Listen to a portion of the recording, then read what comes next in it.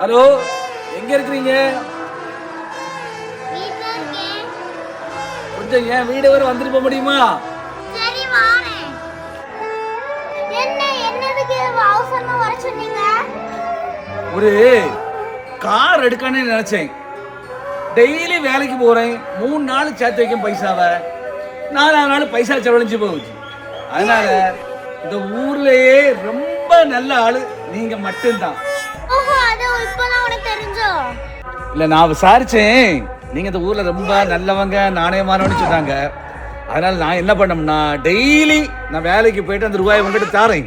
நீங்க சேர்த்து வச்சிடுங்க. 2-3 வருஷம் கழிச்சு நான் உங்ககிட்ட வாங்கிக்கிறேன்.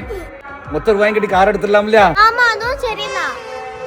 நாங்க இன்னைக்கு நான் வேலைக்கு போன ரூபாய் என்ன இருக்கு வச்சுக்கிடுங்க. உண்டியல்ல சேர்த்துடுங்க.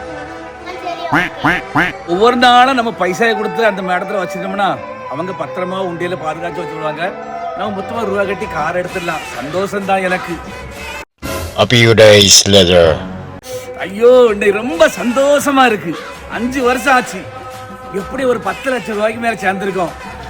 நம்ம இன்னைக்கு ரெடி கேஸ்ல ஒரு கார் எடுத்துடணும். இன்னைக்கு வேற தை மாசம் நிறைஞ்ச நாள். அவங்க வாராங்கன்னு பாப்போம். மேடம், வணக்கம் மேடம். ஆமா, நான் 5 ரூபாயெல்லாம் சேர்த்து வச்சிருக்கீங்களா? ஆமா, உண்டியல பத்திரமா சேர்த்து வச்சிருக்கேன். ஆமா, 10 லட்சம் ரூபாய் இந்த உண்டியல சேர்த்து வச்சிருக்கீங்க.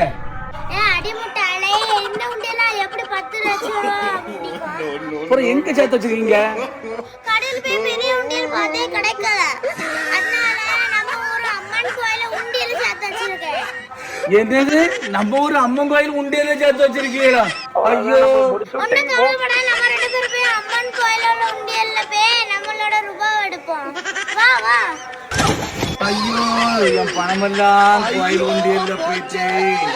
இந்த பொம்பளை நம்பி நான் இப்படி ஆயிட்டேனே. என் பணமும் போச்சு. நம்ம பணம் வச்சுக்க. அம்மா, இந்த பணத்தை வச்சு நான் ஒண்ணும் செய்ய முடியாதுமா. இந்த பணத்தை நீயே கொண்டு போமா. என் கார் ஆசையில மண்ணை விழுந்துட்டுமா.